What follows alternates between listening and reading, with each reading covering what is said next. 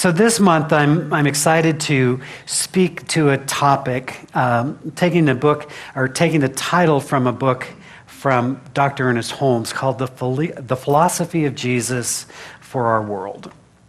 Now, the thing you should know about Ernest Holmes is he was a prolific writer.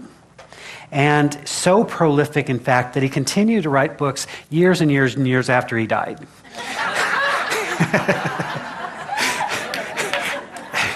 It's an amazing thing, you know. It used to be every year we'd have a new book by Ernest Holmes. I'm thinking, gee, dang, how is he doing that?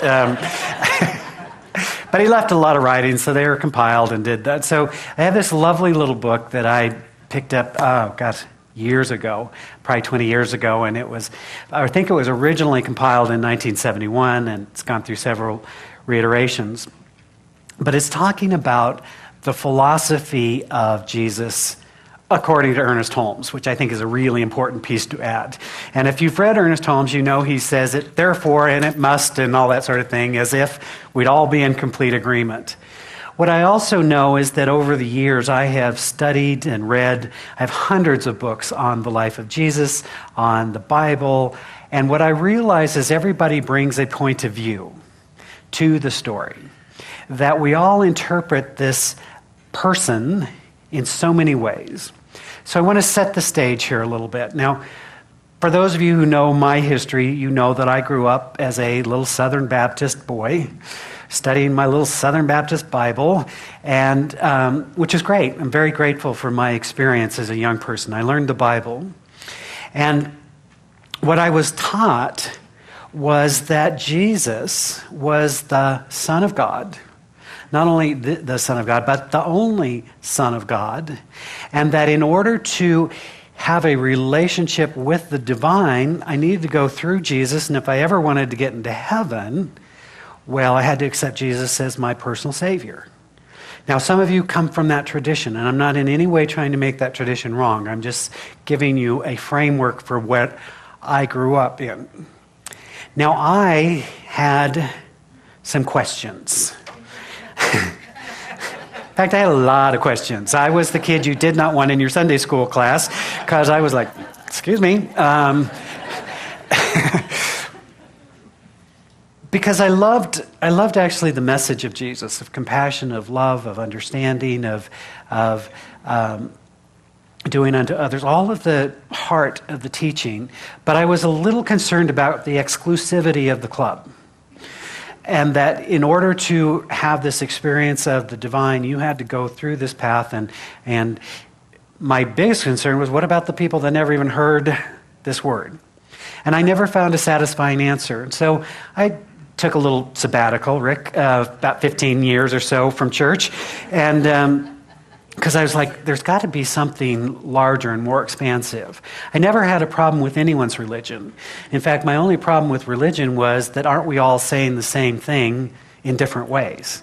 Aren't we all just trying to connect with this one power in our own way? So then I found my way into a community very similar to this and began to have a new appreciation and a new way of looking at these teachings. Now, what I grew up with this idea that the Bible was the inerrant Word of God. As if God sat down and dictated it from word for word, all the way through, boom, right? That's what I was taught. Then I began to realize that there's a lot of different ways to approach this sacred writing. And so we can look at our Bible and say, you know, there's a historical perspective. There's also a very literary perspective. There's also a very metaphorical or metaphysical or mystical quality to it. There's so many ways that we can view this. The only problem is when we try and say there's only one way you can view this. You see, I don't know if you've ever had this experience where you've read a book or gone to a movie and you had a different experience of the person that you went with. Have you ever done that? Of course you have. You're married. You know, you have it all the time. I know we went in together and we just came out together. Where did you go, right? So for me, the freedom that came when I could begin to approach this where I had a basis in biblical understanding, now I could approach it with a sense of freedom. And so what I began to understand and appreciate was that all of the great mystical teachers through the ages are helping us to understand a larger reality. Now, here's some ways to look at that. You see, there is awareness at many, many different levels. And sometimes, so if you have a dog, you know your dog can hear things that you can't hear, right? It's an amazing thing. I used to have a horse, and when I'd be working out in the field with the horse and stuff, working with her, all of a sudden she'd perk up. Ears up, big eyes. And I'd realize over a period of time, something was going on in the forest behind us. Now, I couldn't see it. I never had it. But always within a couple of minutes, all of a sudden a little deer would come out across the lane or something was happening. And I realized she has a perception of things that I can't even see.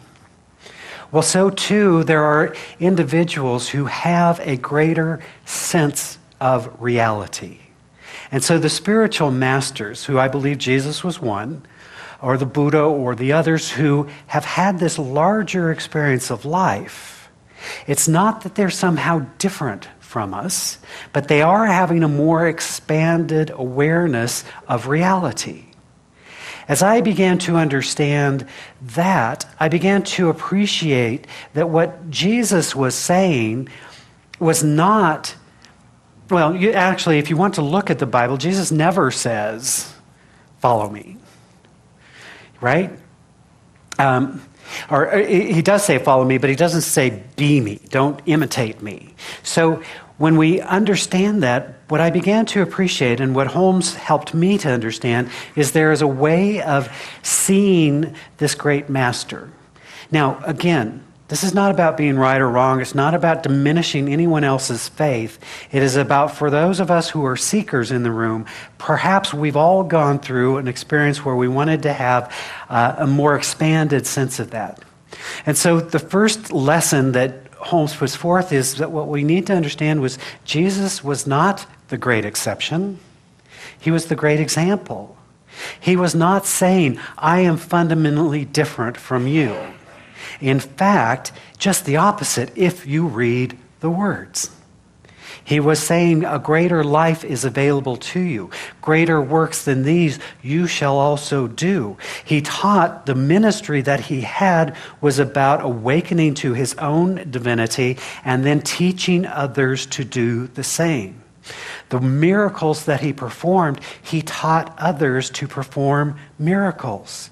You see, it's interesting. It's always interesting to me that as time goes on, I don't know what it is about these spiritual teachers, but we somehow we start to think that the way to get what they get is to go through them instead of to learn what they learn. Dr. Holmes was famous for saying in some of his talks, he'd be talking, he'd say, but don't listen to what I'm saying. Listen to what I'm listening to.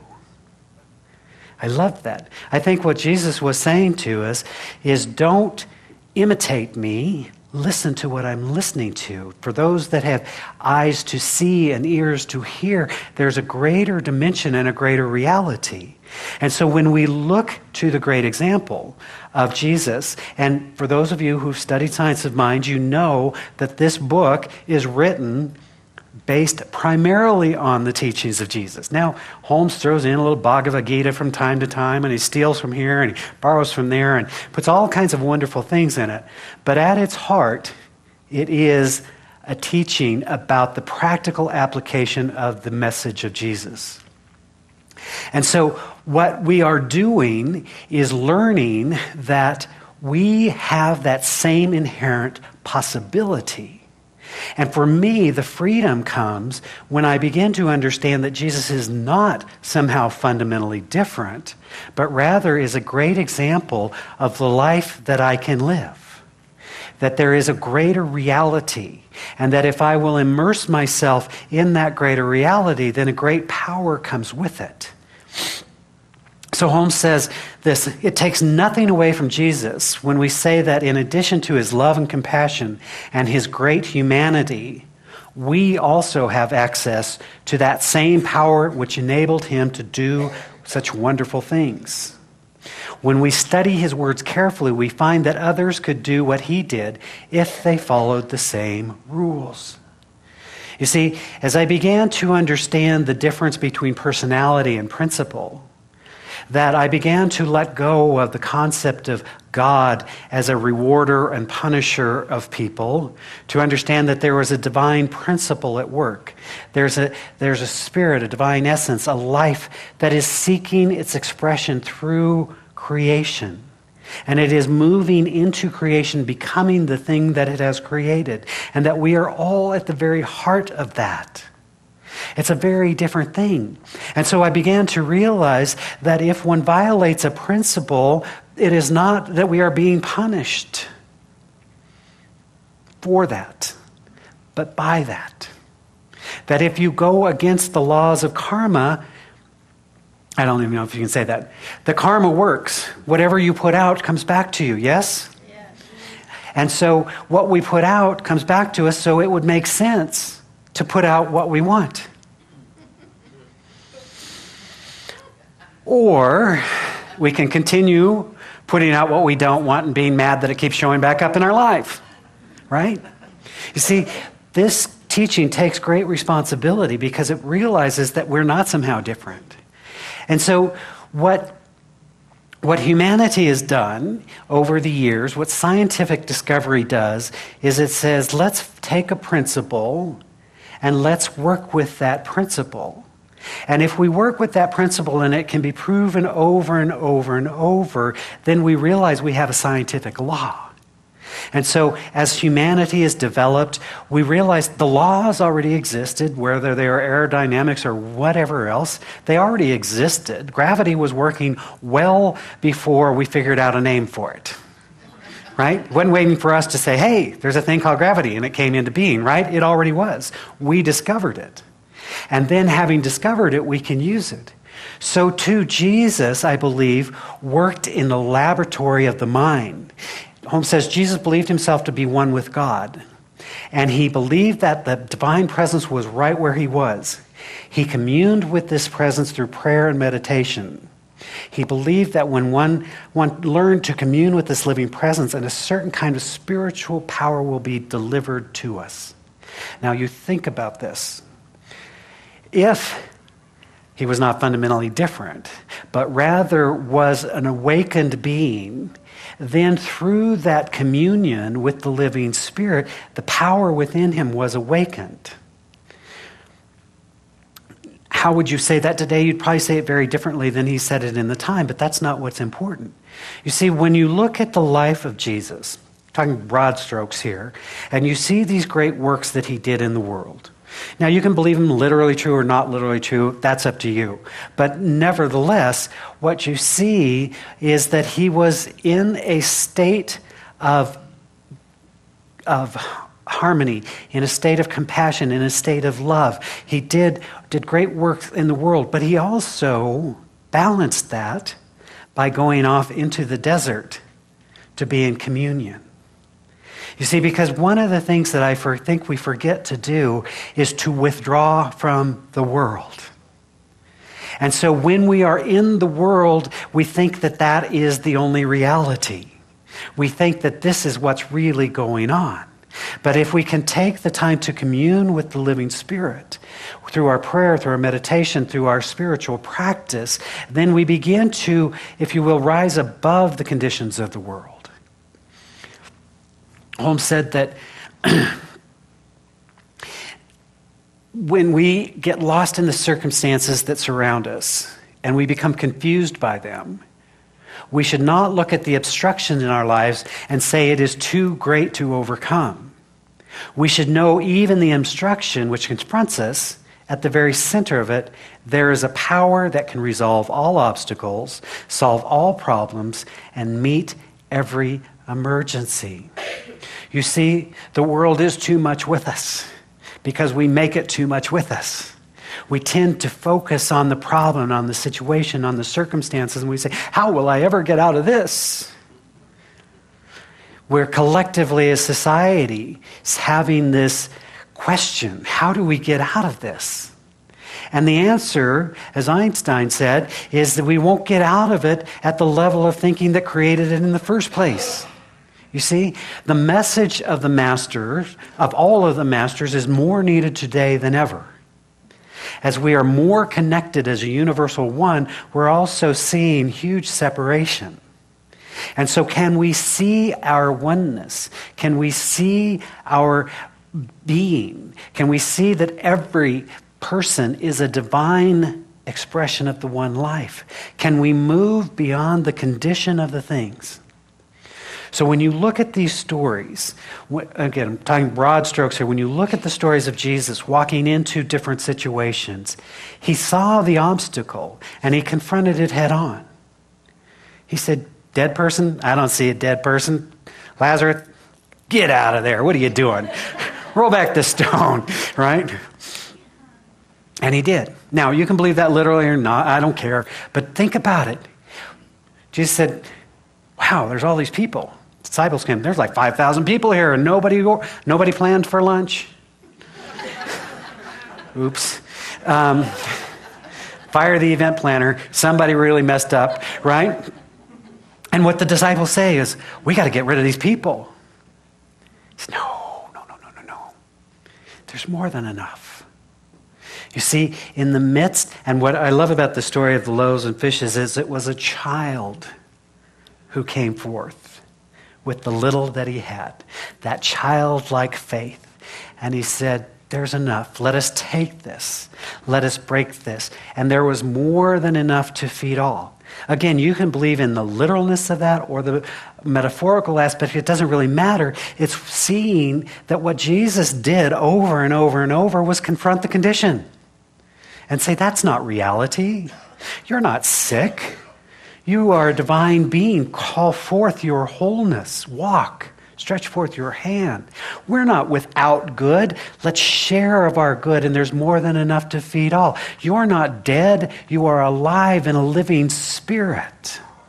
Who you are is divine in origin. But we want to look at the problem and say, oh, it's a big, big, big problem. Are there problems in our world today? Hello, yes.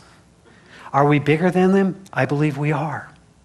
You see, it can keep confronting us until that awakening happens. That's why I say the good news for me is I'm not waiting for Jesus to come and fix it.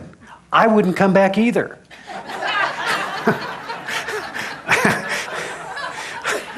I'd be like, you made the mess, you clean up your own house. My life's good. I'm happy. Hanging out here in celestial choirs, it's all good, man.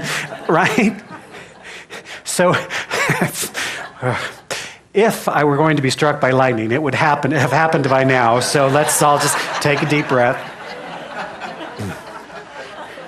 But right? It is not one coming to save us. It is about saving ourselves through the awakening of who we are and living from that awareness.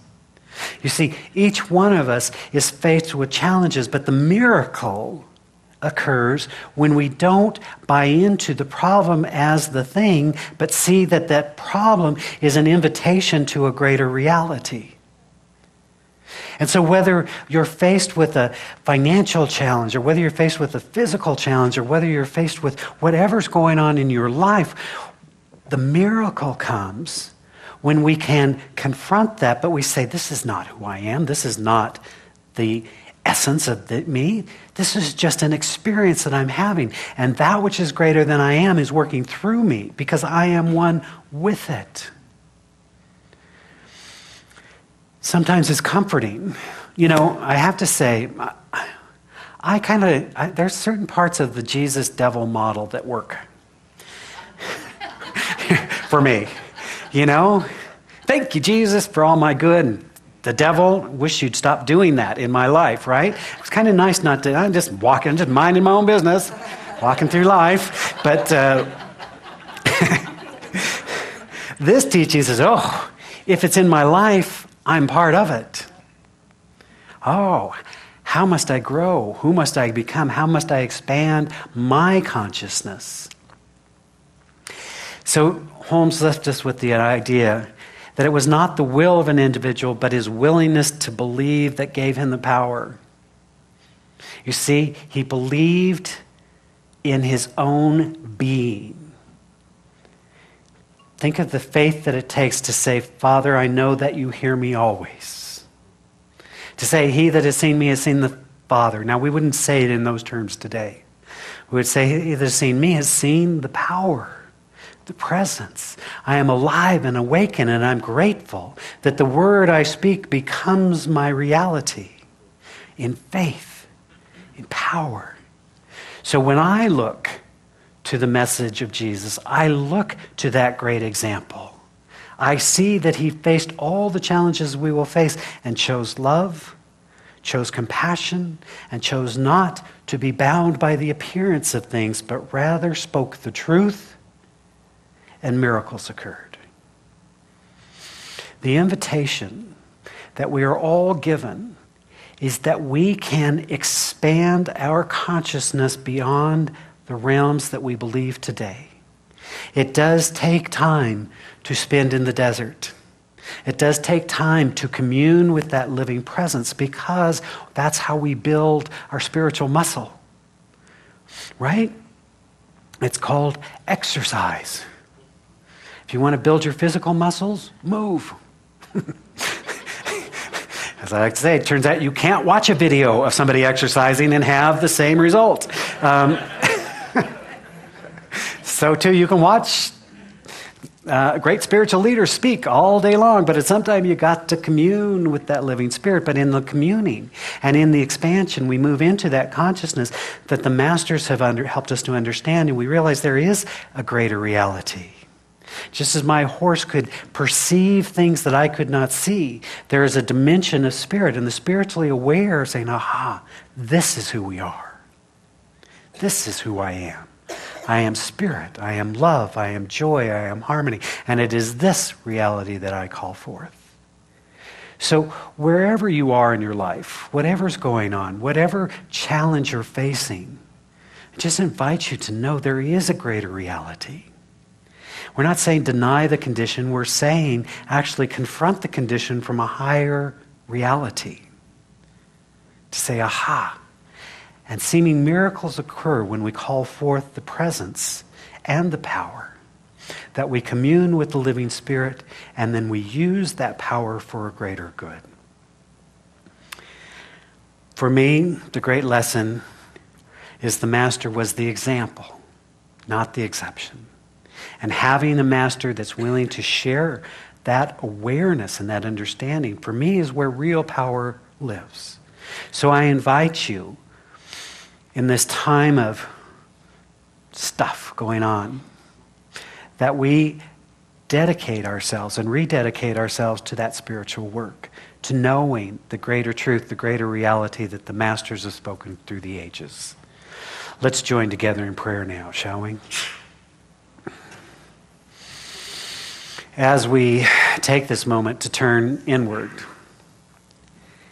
and we honor and acknowledge this one life, this one power, this one presence.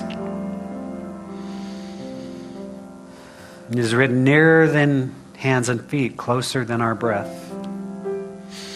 We open our hearts to the presence of unconditional love, our mind to divine wisdom, the very portal of our soul to that greater spiritual reality that recognizes only unity, only oneness, peace, harmony, love, joy. The Master wrote that if we would seek this higher spiritual dimension, then all things will be added to us. And so we remember in this moment that we are each divine emanations of the one living Spirit. We did not create our life, but rather life has created us, and life is expressing itself through us and as us. Life is breathing itself through us. So a sense of peace and surrender comes when we recognize our true identity. And while we acknowledge the conditions of the world, we know we are not bound by them. That indeed we know the truth, and that truth sets us free. And so right now we know the truth of wholeness. And we know that that wholeness reveals itself as health, as well-being, as vitality. We're knowing that divine wisdom is guiding and directing our thought, our word, our activity for our highest and fullest expression. We know that we live in an abundant universe, and so we claim that abundance is our own birthright and our own way of being, joyously giving, joyously receiving of the infinite bounty. How good it is to bear witness to the presence of unconditional love, that which is forever and ever giving of itself, pouring itself into existence. And as we center and ground ourselves in that love, we know we are healed and transformed. We fully and freely forgive ourselves and each other. We allow peace to reign supreme in our life. We enter into the awareness of the ever-present love of the divine. And it is good. We know we are blessed, and we give thanks for the many blessings in our life. And so we do give of that which we have received. And so we extend a blessing. We bless this spiritual community, this divine idea called the Center for Spiritual Living that is unfolding in joy and in harmony and in abundance and being a healing presence in the world. We extend the blessing to our brothers and sisters around the planet. We're holding that high vision for a planet at peace, for a world that works for all. When the man-made divisions are dissolved and the divine connections are made, we know that we are experiencing a world that works for all. And as always, we bless all priests, rabbis, ministers, teachers of every faith. For we know there are many pathways to the divine. And so we honor and celebrate them all. How good it is to stand in the awareness of the ever-presence, the loving presence of the divine. And so in joy and gratitude, I'm simply giving thanks for the consciousness that is established here and for this law of mind that operates upon it, bringing forth the highest good for all concerned. In joy and gratitude, then, I'm simply giving thanks, releasing this word, knowing that it is so, as together we say, and so it is.